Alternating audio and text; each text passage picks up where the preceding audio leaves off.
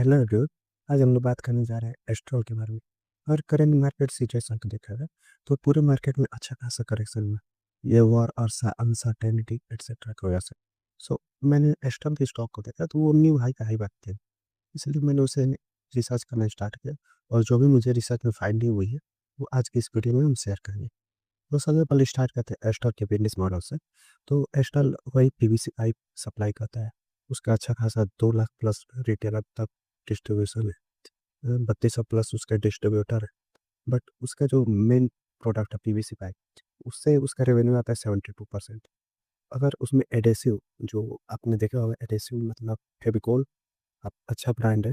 फेविकोल भी एक एडेसिव है। फेविकोल है, वो नेम है उसका बेचने का। तो जो एडेसिव है उससे उसका 25% की बिजनेस आता है। कुछ 3% उनका स्पेशल पेंट बिजनेस है और 8% ये बाथवेयर एक्सेट्रा से रेवेन्यू आता है।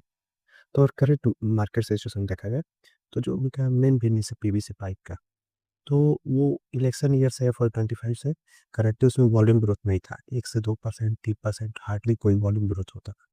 बट लास्ट क्वार्टर से Q2 से उसमें Q2 में 20% के आसपास वॉल्यूम ग्रोथ था। Q3 में उसका वॉल्यूम ग्रोथ था 17%। और Q4 में भी एक्सपेक्टेशन है कि अच्छा वॉल्यूम ग्रोथ आएगा। तो उनका क्या हो रहा है कि इसमें वॉल्यूम ग्रोथ अच्छा आ रहा है।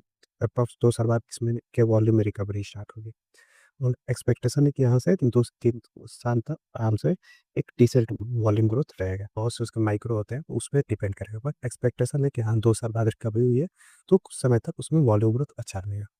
बट इसमें वॉल्यूम ग्रोथ अच्छा था लास्ट 2 क्वार्टर से, इसलिए इसके एबिटा मार्जिन करेक्टली इसके जो एवरेज है 16 to 18% मैनेजमेंट गाइडेंस है, उसे 1% अधिक है। मीन 90 के आसपास उसके एबिटा गए अभी करेंटली में। उनके 16 to 18% इसका एवरेज रेंज है। तो 19% से एक्सपेक्टेड है कि वो 1% टारगेट 100 BPS नीचे आएगा। मीन 16 to 18 के रेंज में आ रहा है। इनका एडेसिव बिजनेस जो है उसका भी जो इंडिया में बिजनेस है उसमें भी जो उसका मार्जिन गाइडेंस है उससे ऊपर है। मीन वहाँ पे भी आपके मार्जिन डिरेक्ट होंगे। जो करेक्टली ये पीवीसी है उसमें ज़्यादा मार्जिन नीचे आ रहा है। एडेसिव में भी नीचे आएंगे। एक्सपोर्ट में इनके मार्जिन बढ़ेंगे, पेंट में बढ़ेंगे, बट उस सेगमेंट बहुत छोटा है। हार्डली 5 to 10% को कंट्रीब्यूट करता है एक्सपोर्ट और प्लस ये आपके अदर बाथवेयर पेंट एक्सेट्रा। तो यहाँ पे मार्जिन बढ़ेंगे, बट इनके जो मेन बिजनेस है एडेसिव और ये पीवीसी, उसमें मार्जिन आपके घटेंगे। अब बात करते हैं इनके कैपेक्स के बारे में। तो जो भी रॉ मटेरियल होता है पाइप का, इनका करेंटली जो कॉस्ट है उसका 60% का रॉ मटेरियल कॉस्ट है। तो रॉ मटेरियल कॉस्ट पे आपको मार्जिन वहाँ से प्रोटेक्ट अगर आप कर पाते हैं तो आपके बिजनेस के ओवरऑल मार्जिन यहाँ से बढ़ेंगे। तो उनकी जो करेंटली है एक 40,000 टन की एक कैपेसिटी है CPVC की, वो सेकेंड क्वार्टर में FY 27 में लाइव होने वाली है। मीन उनके जो रॉ मटेरियल है उसका जो करंटली ये इम्पोर्ट करते थे, इसलिए इन्होंने खुद के यूज के लिए यहाँ पे कैपेसिटी डेवलप की। इससे एक्सपेक्टेड है कि यहाँ से मार्जिन इसकी वजह से जो न्यू फैसिलिटी निकाल रही है 2% के आसपास एबिटा मार्जिन भी यहाँ से इम्प्रूवमेंट हो सकती है। तो करंटली जो अगर मार्जिन की स्ट्रक्चर देखें तो पीवीसी में मार्जिन जो नॉर्मल गाइडेंस है उससे 1% अधिक है। एडेसिव में भी अधिक है। वो जो नॉर्मलाइज हो जाएंगे उस पे से नॉर्मलाइज 2% के आसपास आके इम्प्रूवमेंट हो सकता है। मीन जो 8% करंट है प्लस 1% और आप मान कर चल सकते हैं अगले ईयर तक इनके 80% के आसपास का मार्जिन इनके होने चाहिए। बेटा मार्जिन यहाँ से इनके इंक्रीज होंगे। वॉल्यूम के यहाँ से अच्छा यहाँ से ग्रोथ आ रहा है। मीन FY 27 में अगर हम मान के चले तो जो भी इनके कैपेक्स हैं वॉल्यूम ग्रोथ अच्छा आ रहा है।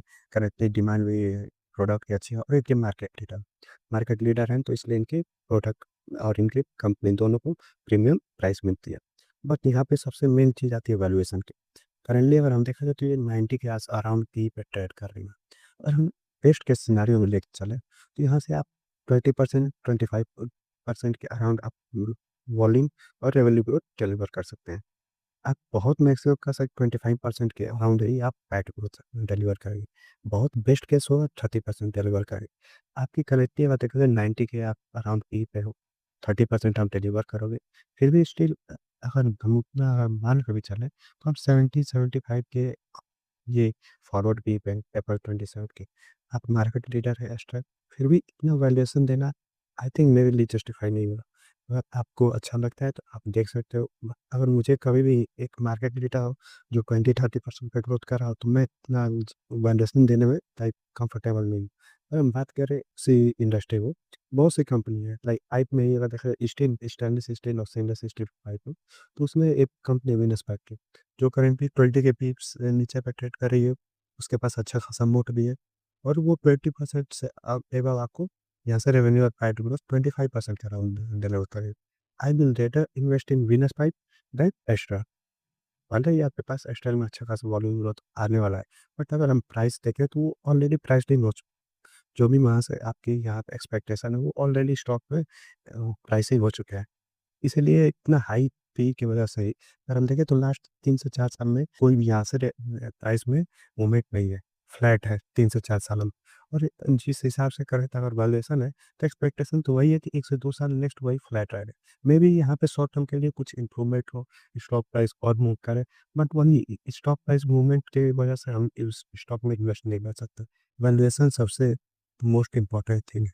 अगर शॉर्ट टर्म में अच्छा खासा वहाँ से इंक्रीज है कि लाइक रेवेन्यू ग्रोथ अच्छा आने वाली है, वॉल्यूम अच्छा आने वाला है, उस वजह से हम इतने हाई पे इन्वेस्ट नहीं कर सकते, क्योंकि हमारा मेन मोटिव है एक लॉन्ग टर्म इन्वेस्टमेंट, ना फिर शॉर्ट टर्म लिए मार्जिन एक्सपेंशन की प्ले करना। और मार्जिन एक्सपेंशन में प्ले करता हो तो जब इनका Q2 में अच्छा वॉल्यूम होता है तभी अगर हम इन्वेस्ट किए होते, तो मे बी थोड़ा बहुत 20-30% 40% गेन लेके हम एग्जिट कर देते।